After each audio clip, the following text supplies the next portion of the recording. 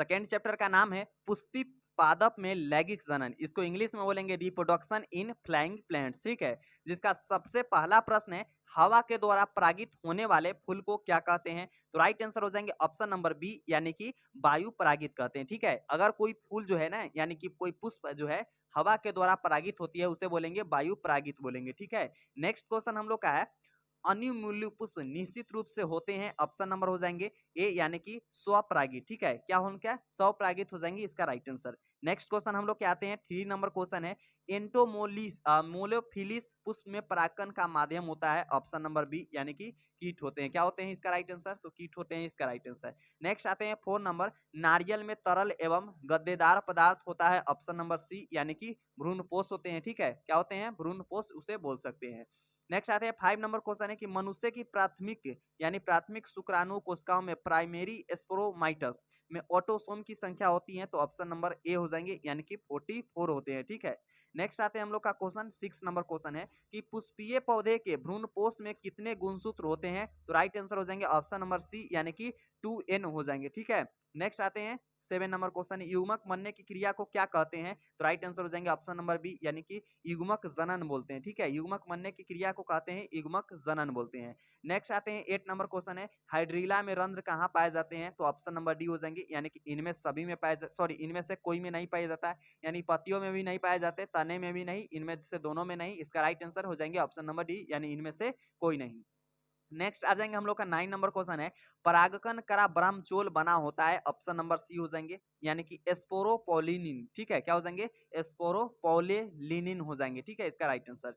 Next आएंगे हम लोग का 10 नंबर क्वेश्चन है निम्न में से कौन कीट बक्षी पौधा है? तो राइट आंसर हो जाएंगे ऑप्शन नंबर सी यानी कि ए और बी दोनों, ठीक है। यानी कि ड्रोसेरा उसके बाद नेफेंटिस और ए और बी दोनों हो जाएंगे इसका राइट आंसर। नेक्स्ट आएंगे 11 नंबर क्वेश्चन है दोहरा निषेचन में भाग लेने वाले कुल केंद्रक की संख्या होती है, ऑप्शन नंबर डी यानी कि 5 होती है, ठीक है। तो आपको याद रखना है दोहरा निषेचन में भाग लेने वाले कुल केंद्रों की संख्या कितनी हो जाएगी? तो 5 हो जाएगा राइट आंसर। नेक्स्ट आएंगे 12 नंबर क्वेश्चन है किनमें इंडोस्कोप करा तथा सेल्यूकिसियस में होता है? तो ऑप्शन नंबर बी हो जाएंगे यानी कि आइबेरी में। क्या हो जाएंगे? आइबेरी बेर में हो जाएंगे इसका राइट आंसर। नेक्स्ट आएंगे 30 नंबर क्वेश्चन है हरा नारियल यानी कि डाब में निहित दूधिया जल है, ऑप्शन नंबर सी हो जाएंगे यानी कि डिगेंड्रेड लिक्विड फ्री न्यूक्लियर इंडोस्पर्म हो जाएंगे, ठीक है इसका राइट आंसर। नेक्स्ट आएंगे 14 नंबर क्वेश्चन है किसी मूल कोशिका में गुणसूत्र की संख्या 14 है, साइनर गिड्स में इसकी संख्या क्या होगी? तो राइट आंसर हो जाएंगे ऑप्शन सी यानी कि 7 हो जाएंगी, ठीक है।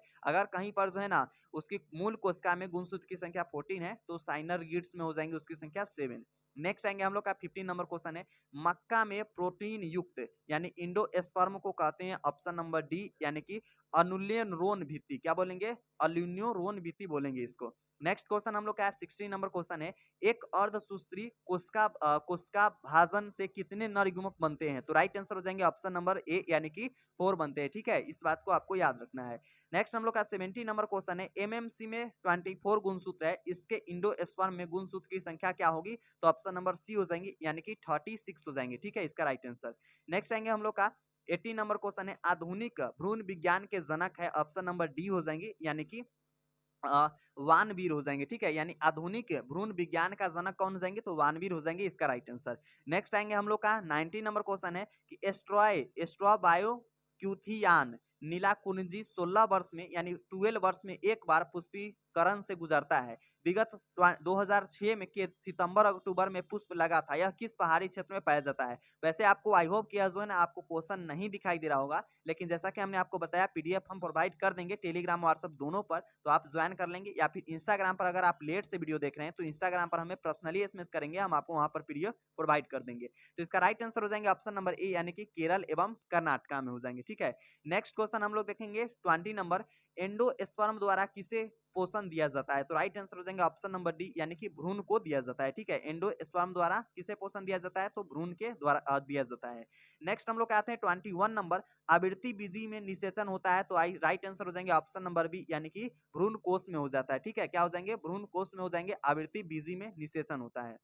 नेक्स्ट हम लोग का क्वेश्चन है निषेचन के बाद बीज के बीच आवरण किससे बनता है? तो राइट आंसर हो जाएंगे ऑप्शन नंबर बी यानी कि इंटरग्यूमेंट से हो जाएंगे, ठीक है इसका राइट आंसर। नेक्स्ट हम लोग आएंगे 23 नंबर, निम्नलिखित में से कौन निषेचन के लिए आवश्यक है? तो राइट आंसर हो जाएंगे ऑप्शन नंबर बी, यानी कि ओब्रूल। क्या हो जाएंगे? ओब्रूल हो जाएंगे इसका राइट आंसर।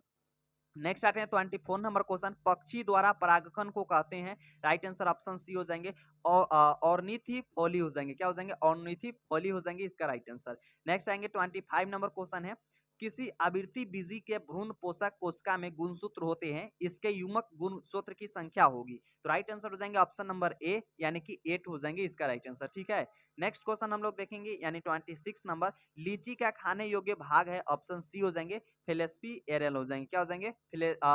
फिलेसी आइरल हो जाएंगे इसका राइट आंसर। नेक्स्ट हम लोग आते हैं क्वेश्चन 27 नंबर, एक मटर पौधे में 400 बीज निर्माण में कितने अर्धसूत्री विभाजन की संख्या जरूरी है? तो राइट आंसर हो जाएंगे ऑप्शन नंबर बी, यानी कि 500 प्लस। ठीक है, नेक्स्ट आते हैं हम लोग का 28 नंबर, न्यूक्लियस या इंटरग्यूमेंट से अतिरिक्त भ्रूण के निर्माण को कहते हैं? राइट आंसर हो जाएंगे ऑप्शन नंबर डी, यानी कि पोलोइग्रोमिन हो जाएंगे। क्या हो जाएंगे? पॉली इम्ब्रोनिक योनि हो जाएंगे इसका राइट आंसर। नेक्स्ट आएंगे हम लोग का 29 नंबर क्वेश्चन है, निम्नलिखित में कौन अंतरवेल का हिस्सा नहीं है? तो राइट आंसर हो जाएंगे ऑप्शन नंबर बी, यानी कि इंडोथेलियम। क्या हो जाएंगे? इंडोथेलियम हो जाएंगे इसका राइट आंसर। नेक्स्ट आते हैं हम लोग का 30 नंबर क्वेश्चन है, एग अप्यूटियस बना होता है? राइट आंसर ऑप्शन डी हो जाएंगे, यानी कि दोनों, यानी ए और बी दोनों, एग सेल से भी और साइनोगिड्स से भी। ठीक है, साइनर गिड्स से भी हो जाएंगे राइट आंसर। नेक्स्ट आएंगे 31 नंबर क्वेश्चन है कि नारियल के इंडोस्पर्म का कौन सा भाग लिग्विड साइंटिक कहलाता है? राइट आंसर हो जाएंगे ऑप्शन नंबर ए, यानी कि नारियल का बीज का लिक्विड इंडोस्पर्म का। ठीक है, नेक्स्ट आएंगे हम लोग का 32 नंबर, यानी कि परिवर्धनशील भ्रूण द्वारा भ्रूणपोष का उपभोग किसके बीज में होता है? तो राइट आंसर हो जाएंगे ऑप्शन नंबर सी, यानी कि मटर में होता है। ठीक है, इसका राइट आंसर। नेक्स्ट आएंगे हम लोग का 33 नंबर क्वेश्चन, इनमें से किसका पुष्पानन खाया जाता है? तो राइट आंसर हो जाएंगे ऑप्शन नंबर बी, यानी कि सेब का क्या खाया जाता है? तो पुष्पानन खाया जाता है। नेक्स्ट आएंगे हम लोग का 34 नंबर क्वेश्चन है, स्तनधारी के शुक्राणु के मध्य भाग में क्या पाया जाता है? तो राइट आंसर हो जाएंगे ऑप्शन नंबर सी, यानी कि माइट्रोकॉन्ड्रिया पाया जाता है। ठीक है, राइट आंसर हो जाएंगे। नेक्स्ट आएंगे हम लोग का, यहाँ पर हम लोग का होता है समाप्त सेकेंड चैप्टर। ठीक है, अब हम लोग चलेंगे थर्ड चैप्टर की ओर, जो कि बहुत अच्छे से हम लोग एक्सप्लेन करेंगे थर्ड चैप्टर को भी।